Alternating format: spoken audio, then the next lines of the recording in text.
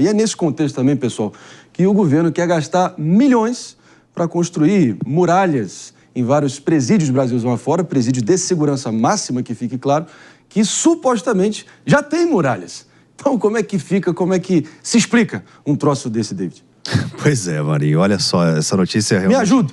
Não, é assim, estava até vendo os gastos, né, do governo federal em relação a 2023, foi o maior dos últimos 4 anos, gastou mais de 600 milhões com o sistema prisional federal.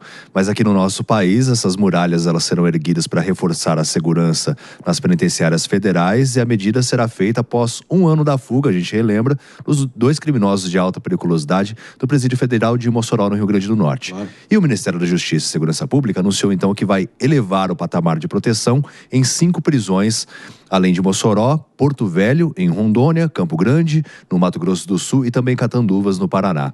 O detalhe é que serão investidos 157 milhões de reais. E sabe quanto custa uma penitenciária federal para construir ela do zero? 40 milhões de reais. Ou seja, quantas penitenciárias novas poderiam ser feitas? Porque o padrão adotado são todas penitenciárias recentes, né? E o padrão adotado é de segurança máxima. Então, para que investimento, novamente, em muralhas? Gastar toda essa fortuna erguendo muros. Claramente, as muralhas não estavam cumprindo o objetivo original. Talvez um reforço. Estou tentando olhar o copo meio cheio aqui, porque a situação é tal que é melhor tentar... ter a expectativa de melhorias efetivas e não ficar só nessa descrença total. Agora, você está resmungando, Pepe? Eu queria entender, eu acho que você está... Nosso Pepe está resmungando aqui, é porque talvez os montantes, os valores que foram ditos aqui são pequenos, na sua opinião?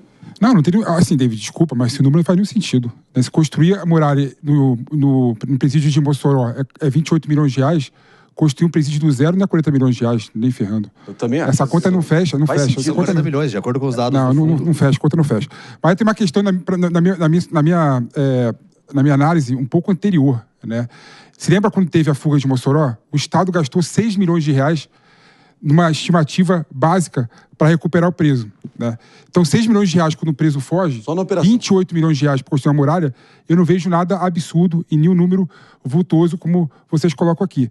Mas, de novo, o que um negócio para não ser seguro? Como assim? Ué, as penitenciárias são recentes, não, são novas. Mas aí eu coloco uma questão aqui, porque eu sempre defendo aqui no programa, né? Temos que pensar a questão penitenciária de forma diferente. Tem que ter parceria pública e privada. Não tem nenhum sentido o Estado gastar esse dinheiro, 150 milhões de reais, para murar presídios federais de segurança máxima, quando tem condições e tem estrutura muito mais efetiva, né?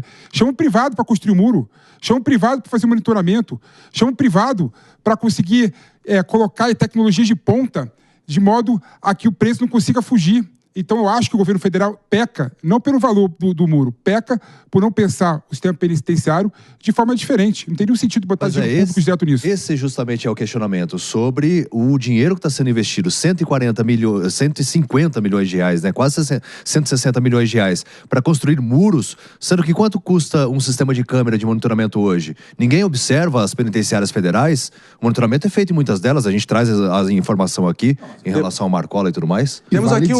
Temos aqui um contraste claro. Na fuga de Mossoró, ficou evidente que quase todas as câmeras do sistema de vídeo monitoramento estavam quebradas. Opa. O que deve nos levar a refletir exatamente sobre o modelo. Não adianta, não faz nenhum sentido continuarmos insistindo em um modelo que não consegue fazer a manutenção básica do aparato de segurança que torna o presídio de segurança máxima efetivamente de segurança máxima. Então a gente precisa pensar num outro modelo de gestão que faça, por exemplo, com que num contrato com um parceiro privado, caso haja uma fuga, o parceiro tem que pagar uma multa para que o cidadão brasileiro que já está pagando o preço da insegurança de ter um presidiário que deveria estar numa penitenciária de segurança máxima solto por uma fuga, não tenha que arcar com o segundo prejuízo, que é custear o valor necessário para as operações que vão trazer o preso de volta. Ou seja, os valores estão completamente invertidos. Uma penitenciária que não consegue manter o preso não está fazendo a mais básica das suas atribuições. Isso tem que nos levar a repensar o modelo de uma forma muito mais ampla do que simplesmente colocar mais dinheiro. Porque senão é aquela história do balde furado. Você está colocando mais água no balde que está furado. Você tem que mudar o balde, meu amigo. Agora, Dias Peixoto, hoje em dia, quando a gente pensa em segurança pública a nível global, mirar nas melhores experiências internacionais, a gente normalmente cita El Salvador, pelo menos a nível penitenciário. A famosa CECOT, né? O Centro de Confinamento do Terrorismo, aquela mega penitenciária de segurança máxima, cabe 40 mil detentos, fica a 70 quilômetros ali da capital San Salvador. E sabe quanto custou? 115 milhões de dólares, para ser um padrão de referência e excelência global. Não estou falando que precisa ser para tanto, David, mas, enfim, como é que... São números, tem uma discrepância, uma distância, assim, quilométrica entre os valores que a gente está colocando aqui para ter o mínimo de segurança efetiva no nosso Brasil que a gente mais precisa. Faz sentido para você? Não, faz bastante sentido. E a grande questão aqui é a efetividade da medida, né? Eu acho interessante que o ministro, ele vai e fala assim, o caso de Mossoró é um caso isolado. Mas, no entanto, a solução que ele quer não só é cara, como é uma solução geral. Se é um caso isolado, por que a gente deveria estar construindo essas muralhas? As explicações, estou muito concordando aqui com os meus colegas David e Mano, porque as explicações são muito frágeis. Houve uma investigação sobre Mossoró e os principais problemas apontados como potencializadores são tecnológicos, como as câmeras quebradas, e também problemas como pessoas que estavam colaborando com a fuga. Ou seja, vários servidores foram afastados. Com ou sem muro, isso acontece. Com ou sem muro, isso desenvolve. E a partir disso, o que a gente tem que ver? Esse é um péssimo gasto de gestão.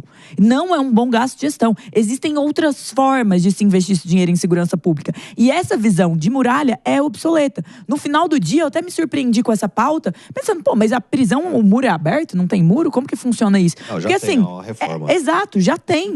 Aí você vai gastar todo esse dinheiro para reformar algo que ainda é novo. Muito mais vale investir na guarda, muito mais vale investir em tecnologia, muito mais vale investir em cão farejador que seja, em cão de ataque, para estar ali fazendo a ronda dentro do presídio. Vale investir nisso tudo. Esse muro é, na verdade, olhar para trás e achar que um muro resolve os nossos problemas. Não dá para fazer isso. Quero ouvir o PP também, não sem antes fazer a pergunta do nosso site. Quero muito engajar vocês que estão nos ouvindo e também nos assistindo, pessoal. É nesse sentido, a partir dessa pauta aqui, que eu proponho a pergunta para vocês, acessando o nosso site www.jovempan.com.br. Lá vocês podem deixar o voto de vocês se vocês acham que muralhas novas vão conter a fuga de presos em presídios de segurança máxima. Sim ou não, não ou sim, muito simples. Deixa lá o seu voto. A gente quer sentir o pulso da nossa audiência e traz, claro, o resultado no final do programa. PP, o que você achou? Onde é que tá errado? Só um ponto que eu acho importante, né? A conclusão do relatório da investigação da fuga de Mossoró mostrou que a questão não foi só tecnológica, não, também foi estrutural. Pois é. E também os funcionários que foram afastados concluíram que não tiveram participação na fuga. Então, não teve participação de seres humanos que trabalham no presídio na fuga de Mossoró.